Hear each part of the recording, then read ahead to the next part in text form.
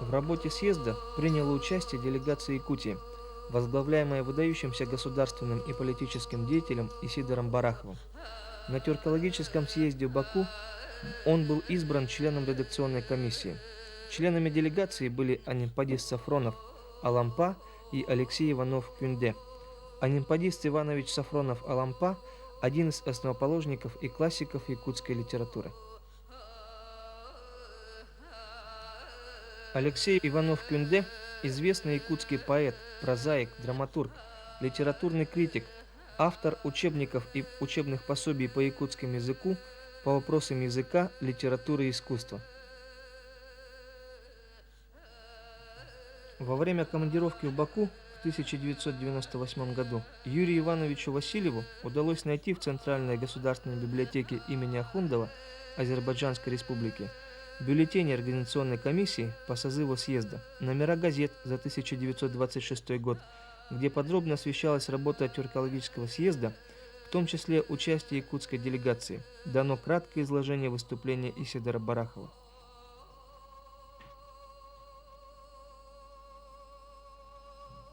Большую поддержку Юрию Ивановичу оказал Союз писателей Азербайджана, в частности его председатель Анар, на фото в центре. В те дни в газете «Азербайджан» вышла статья, посвященная участию якутской делегации в работе съезда. Автор статьи – Алиева Тамила Садатхан Гызы, доцент Бакинского госуниверситета. На фотографии Юрий Васильев в семье Тамилы Садатхан Гызы Алиевой.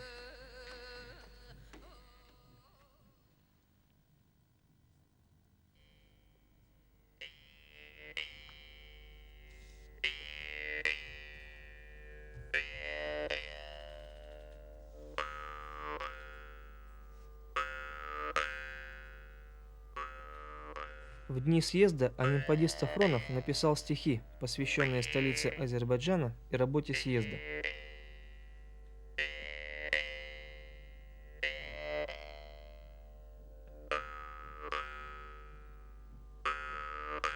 В своем докладе на съезде Исидор Барахов остановился на вопросе перехода к латинскому алфавиту и отметил большое значение грамматики академика Отто Николаевича Бетлинга о языке якутов, изданной в 1851 году, и его алфавита. Он пишет, что этот алфавит пользовался до революции наибольшей популярностью среди якутской интеллигенции. Рукопись доклада хранится в Национальном архиве Республики Саха-Якутия.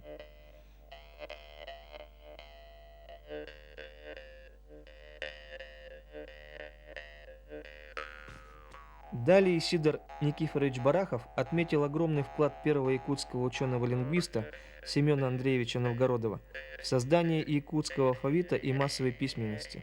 Он пишет, в самом начале революции 17 года, когда якуты впервые получили возможность обучать своих детей в школах на якутском языке, возникла задача создания нового якутского алфавита. Эта задача была блестяще выполнена и якутом-лингвистом, покойным Семеном Андреевичем Новгородовым, который по своей инициативе составил свой алфавит.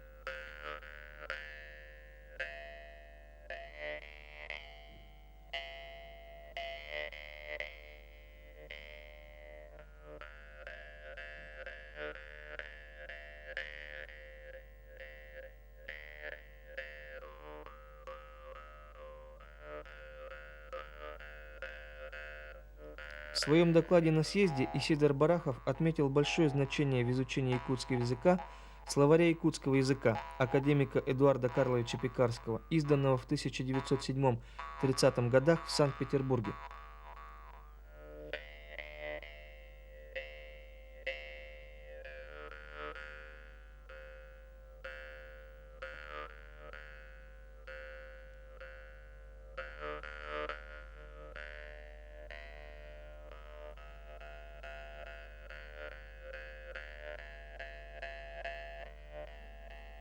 Следует отметить, что Исидор Барахов еще раньше, в начале 20-х годов, интересовался вопросами развития якутского языка и письменности, проблемами двуязычия в Якутии.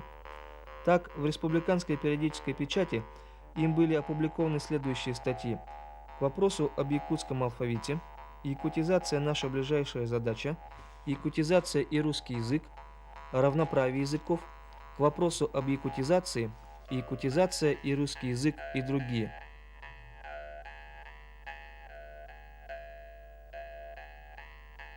По окончании съезда Исидор Барахов написал большую статью, где освещает работу съезда, на котором было заслушано не менее 40 докладов на самые актуальные проблемы, стоящие перед тюркскими народами. В своей статье Барахов отметил блестящий доклад профессора Азербайджанского госуниверситета Чобанзаде о системе научной терминологии. Издано более 110 его работ, около 40 монографий, посвященных тюркскому языкознанию. Юрий Иванович Васильев вместе с Адил Мамед Аглы Бабаевым, доктором филологических наук, профессором, изучившим жизнь и деятельность Чобана-Заде.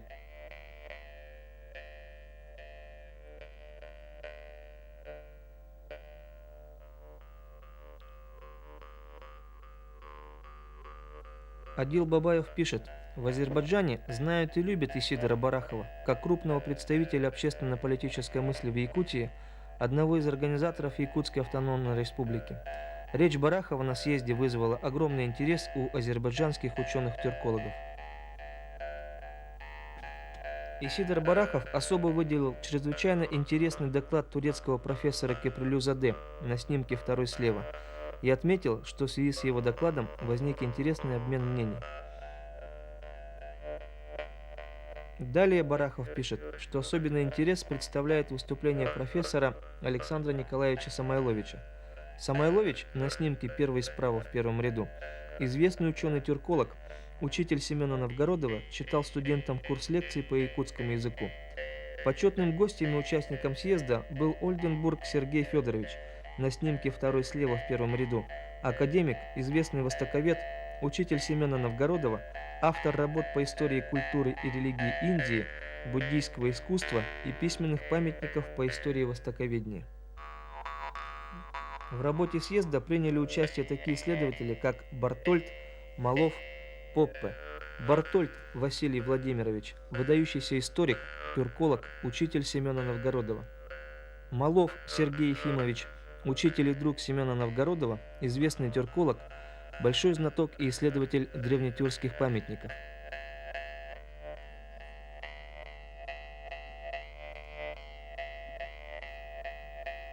Поппе Николай Николаевич, известный алтаист, автор грамматик монгольского, бурятского, татарского, башкирского, чувашского языков, заложил основы сравнительно-исторического изучения алтайских языков, автор учебной грамматики якутского языка, опубликованной в 1926 году.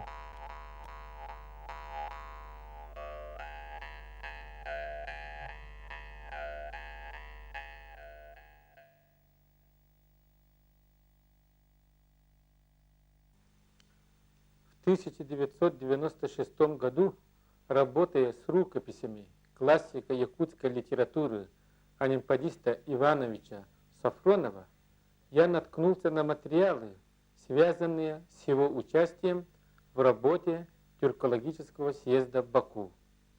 И среди этих материалов мое особое внимание привлек один материал, который вы только что просмотрели. Это пригласительный билет на просмотр документального фильма «Первый тюркологический съезд», который состоялся в Баку в кинотеатре «Красный Восток» 6 марта 1926 года. И вполне возможно, что он сохранился в Баку или в Москве, где собираются все документальные и интересные материалы. В этом фильме могли быть запечатлены и наши выдающиеся земляки. В 1998 году в связи со столетним юбилеем Исидора Никифоровича Барахова я был в командировке в Москве и Баку для поисков нужных мне материалов. Мою командировку профинансировал фонд САПИ. В Государственном архиве Азербайджанской Республики мне удалось найти киносъемки «Первый всесоюзный тюркологический съезд», где зафиксирована якутская делегация. Кстати, для участия в работе этой конференции был приглашен также основоположник якутской литературы Алексей Елисеевич Кулаковский, но по состоянию здоровья он не смог доехать до Баку, остался в Москве, где скончался 6 июня 1926 года. В 1999 году учителю истории Верхневлюйской республиканской гимназии имени Михаила Андреевича Алексеева, кандидату педагогических наук Николаю Ивановичу Васильеву удалось приобрести этот ценный материал, перевести в Якутию и сдать в Госкинохранилище Республики Саха-Якутия. Пользуясь случаем, приносим глубокую благодарность президенту фонда САПИ, доктору экономических наук, профессору Тумусову Федоту Семеновичу, доктору филологических наук, профессору, академику Мусаеву Кенесбаю Мусаевичу, представительству Республики Саха-Якутия при президенте Российской Федерации в Москве, в частности, главному советнику представительства Наттосову Николаю Алексеевичу, факультету якутской филологии и культуры Якутского государственного университета имени Аммосова, руководству Якутского государственного университета, Общественной академии «Шаг в будущее», Союзу писателей Республики Саха-Якутия, Верхневлюйской республиканской гимназии имени Михаила Андреевича Алексеева и всем за оказанную поддержку в приобретении данного ценного уникального материала. В создании фильма использованы материалы из фондов Национального архива Республики Саха-Якутия, архива Академии наук Республики Саха-Якутия, Национальной библиотеки Республики Саха-Якутия, Государственного архива Азербайджанской Республики, Центральной государственной библиотеки имени Ахундова Азербайджанской Республики, Азербайджанской советской энциклопедии и другие.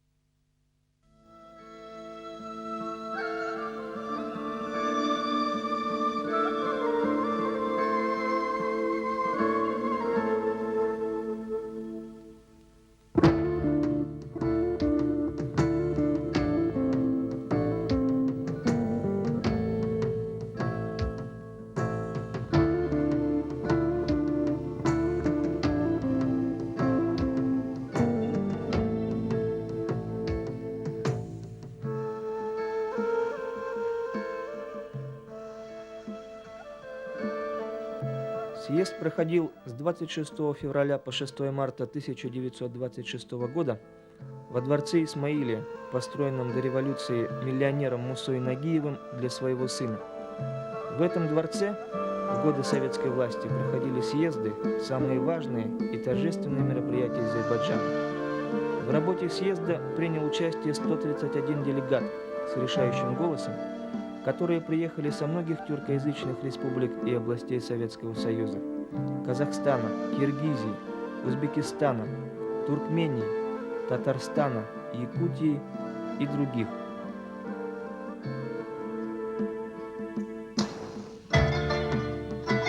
Идет регистрация делегатов.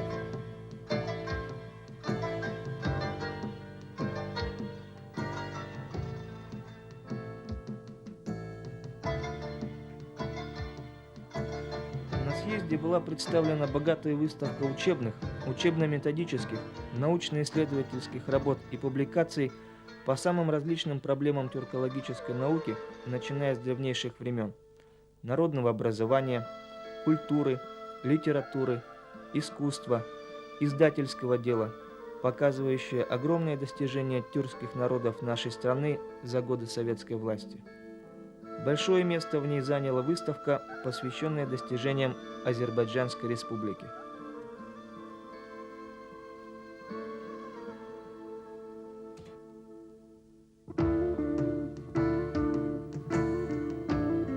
В состав президиума от делегации Якутии был избран Исидор Никифорович Барахов, принявший активное участие в работе съезда.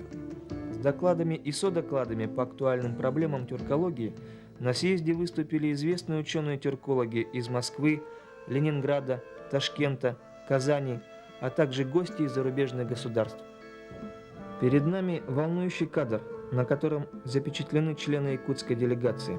Слева известный якутский писатель Алексей Андреевич Иванов-Кюнде, один из основоположников и классиков якутской литературы Анимпадист Иванович Сафронов-Алампа и выдающийся государственный и политический деятель Якутии, глава делегации Исидор Никифорович Барахов.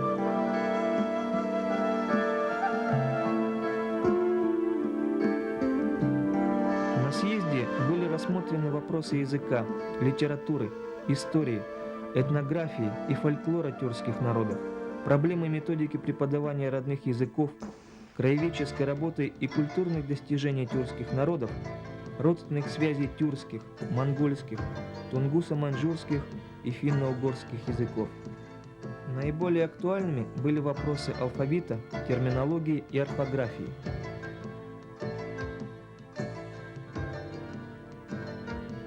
Сабашкин Алексей Макарович, делегат из Горного Алтая, журналист, представитель Айротского облисполкома. Профессор Киприлюзаде, известный турецкий языковед, публицист, историк, автор капитальных трудов «Первые мистики в турецкой литературе», «Современная литература» и другие, всего более 500 работ. Киприлюзаде – один из основателей Демократической партии Турции. В 1950-57 годах был министром иностранных дел Турецкой Республики. На съезде Киприлюзаде выступил с докладом на тему «Развитие литературного языка у тюркских народов». Исидор Барахов назвал его доклад чрезвычайно интересным и отметил, что в связи с докладом профессора Киприлюзаде возник интересный обмен мнений по вопросу возможности создания общего для всех тюрок литературного языка. На съезде одними из актуальных вопросов были вопросы создания единого общетюркского алфавита. В связи с этим были анализированы письменности, использовавшиеся у тюркских народов, арабское письмо, древнетюркское руническое и уйгурское письмо.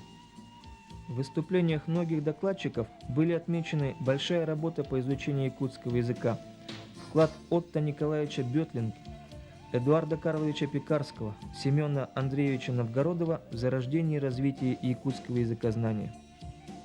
Перед нами анимпадист Сафронов и Кюнде. В дни работы съезда анимпадист Сафронов написал ряд стихов, посвященных столице Азербайджана городу Баку и тюркологическому съезду. Итак, в столице Азербайджана впервые в многовековой истории тюркских народов принимается поистине историческое решение о развитии тюркоязычных народов, их языков, имеющее громадное значение для культурной жизни народов и явившееся ярким примером для всего Востока.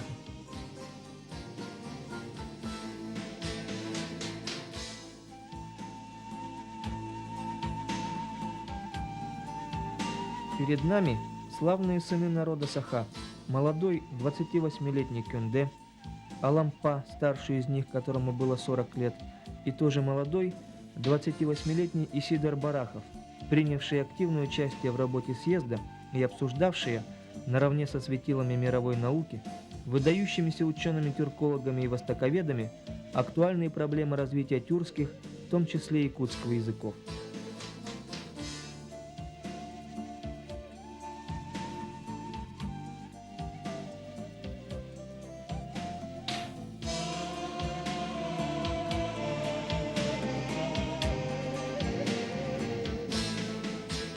В перерыве делегаты съезда приняли участие в субботнике.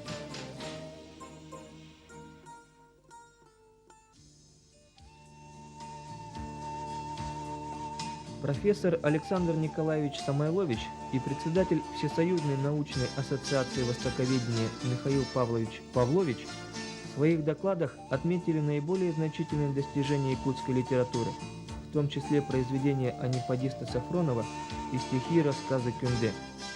Съезд отметил большой положительный опыт Азербайджана, Якутии и других регионов в деле языкового строительства и рекомендовал всем тюркоязычным народам изучить их положительный опыт для возможного проведения этого у себя.